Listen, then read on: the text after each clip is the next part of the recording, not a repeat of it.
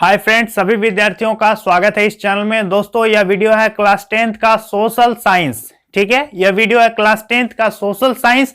और दोस्तों, मैं जो पढ़ाऊंगा नए सिलेबस के आधार पर पढ़ाऊंगा। और आज मैं आप लोगों को बताने वाला हूं इकोनॉमिक्स अर्थात अर्थशास्त्र।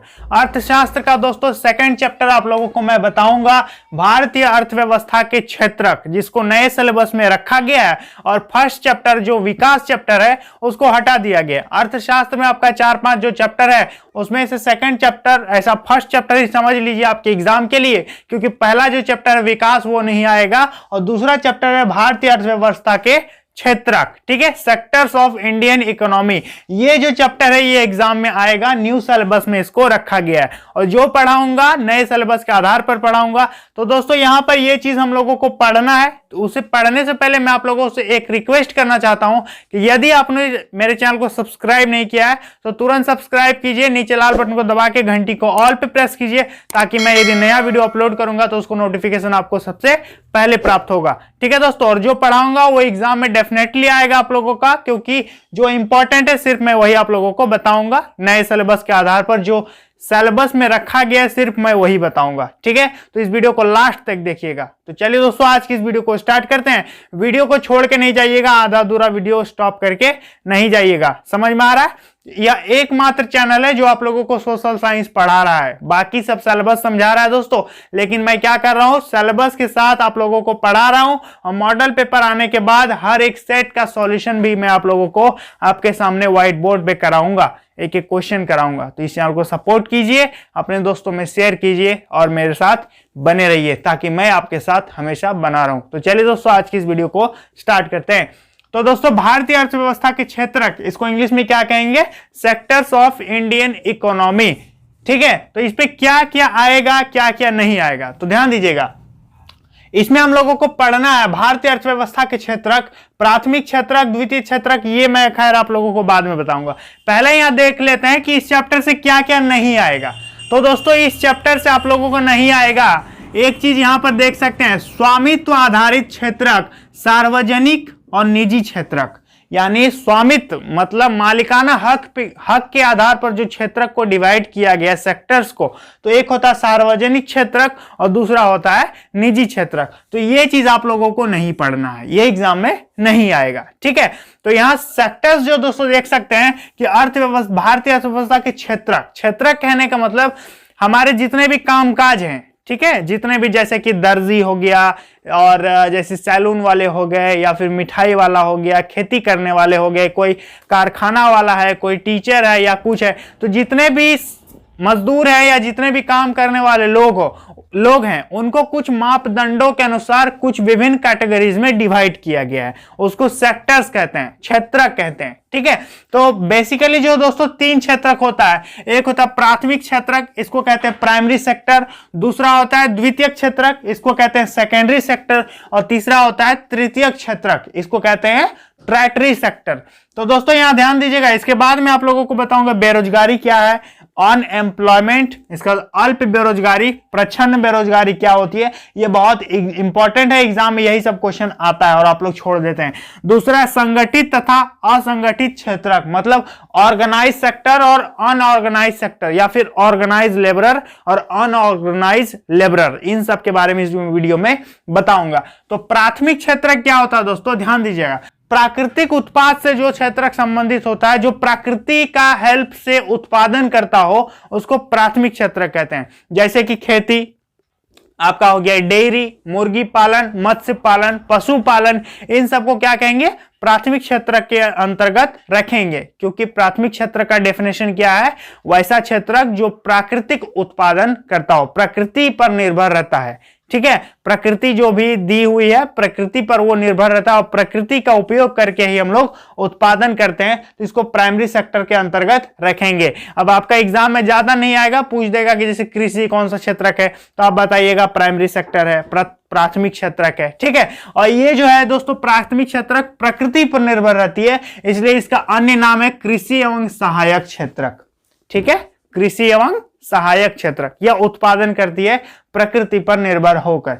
द्वितीय क्षेत्रक क्या है, द्वितीय क्षेत्रक प्राथमिक क्षेत्रक के उत्पाद को विनिर्माण में परिवर्तित कर देती है, विनिर्माण मतलब उसको परिवर्तित कर, जैसे कि गेहूं आप खेती पे उपज किए, गेहूं का कृषि किए, अब गेहूं को क्या किए, हम ले गए इंडस्ट्री में, उद्योग में ले गए, वहां आटा बनाए, आटा से फिर बिस्कुट बनाए या बहुत सारे जो चीजें होती है। तो प्राइमरी सेक्टर में तो आपका गेहूं तैयार हो गया और द्वितीयक सेक्टर में बिस्कुट तैयार हो गया, रोटी तैयार हो गया या जो भी अन्य प्रोडक्ट्स हैं वो तैयार हो गए, तो वो द्वितीयक क्षेत्रक। तो द्वितीयक क्षेत्र को इंडस्ट्रियल सेक्टर भी कहते हैं, इसको औद्योगिक क्षेत्रक भी कहा जाता है। तो एग्जाम में आएगा कि औद्योगिक क्षेत्रक किसको कहते हैं, तो आप मारिएगा टिक उस पे, द्वितीयक क्षेत्रक को कहते हैं। ठीक है, यानी सिंपल सा लिखेंगे कि द्वितीयक क्षेत्रक क्या है, जो प्राथमिक क्षेत्रकों का विनिर्माण करता हो, यानी उसको औद्योगिक क्षेत्रक भी कहते हैं। तीसरा क्या है, तृतीयक क्षेत्रक। जैसे मान ले मैंने यहां बताया, यहां गेहूं का खेती हो गया, द्वितीयक क्षेत्रक में क्या हो गया, इसको आटा बना दिए, बिस्किट बना दिए। अब तृतीयक क्षेत्रक जो है वो सेवा क्षेत्रक होता है, सर्विस सेक्टर। समझ में आ रहा है, ये क्या करता है दोस्तों, मान लेते हैं बन गया आप लोगों का यहाँ पर गेहूं, यहाँ बन गया बिस्किट। अब बहुत सारा बिस्किट बन गया, 10 बोरा मान लेते हैं। अब इसको ले जाना है दिल्ली से मुंबई, तब क्या हम लोग हेल्प लेंगे, परिवहन का हेल्प लेंगे, ठीक है, या फिर कम्युनिकेशन का हेल्प लेंगे। तो उसको क्या कहते हैं, तृतीयक क्षेत्रक, मतलब सेवा सेक्टर में रखेंगे। जैसे कि परिवहन सेवा, संचार सेवा, जैसे एक शिक्षक है तो वो क्या दे रहा है, सेवा दे रहा है, वो ना तो प्राथमिक क्षेत्रक और ना ही द्वितीयक क्षेत्रक, वो दोनों से हटके है, तो उसको क्या कहते हैं हम लोग, तृतीयक क्षेत्रक के अंतर्गत रखते हैं। और तृतीयक क्षेत्रक जो है उसको सेवा से संबंधित है, इसलिए इसको सेवा क्षेत्रक भी कहा जाता है। समझ में आ रहा है, तो सेवा क्षेत्र किस क्षेत्र को कहेंगे, तृतीयक सेक्टर को। याद रखिएगा, प्रथम सेक्टर जो है प्राइमरी सेक्टर, प्राथमिक सेक्टर वो कृषि से संबंधित है, द्वितीय सेक्टर जो है वो उद्योग से संबंधित है, और तीसरा जो वो सर्विस से संबंधित है, सेवा क्षेत्र से संबंधित है। चलिए यहां तक समझ गए। अब आपका एग्जाम आएगा, दर्जी किस पे है ना, एक कारपेंटर किस पे आता है, मजदूर किस पे है। तो ये आप लोग का एग्जाम में यही आएगा, इसको टिक करिएगा, अच्छा से समझ जाएंगे तो आप अच्छे से तैयारी कर सकते हैं। यहां समझ गए, ये नहीं आएगा निजी क्षेत्रक और सार्वजनिक क्षेत्रक, एग्जाम में इसको हटा दिया गया है, ये नहीं आएगा। चलिए यहां तक समझ में आ गया, प्राथमिक, द्वितीयक और तृतीयक क्षेत्रक किसको कहते हैं। अगला बेरोजगारी। तो बेरोजगारी दोस्तों क्या है कि एक ऐसी स्थिति है जब लोगों के पास अपनी जीविकोपार्जन के लिए, अपनी जीविका को चलाने के लिए कोई उपलब्ध साधन ना हो, तो वैसी अवस्था को हम क्या कहते हैं, बेरोजगारी कहते हैं, यानी अनएम्प्लॉयमेंट कहते हैं। समझ में आ गई बात, तो बेरोजगारी लिख दीजिएगा कि किसी भी व्यक्ति की वह अवस्था जिसपे वह अपने परिवार का भरण पोषण या फिर अपनी जीविकोपार्जन के लिए असमर्थ हो जाता हो, तो वैसी अवस्था को हम बेरोजगारी कहते हैं या अनएम्प्लॉयमेंट कहते हैं। समझ में आ गई।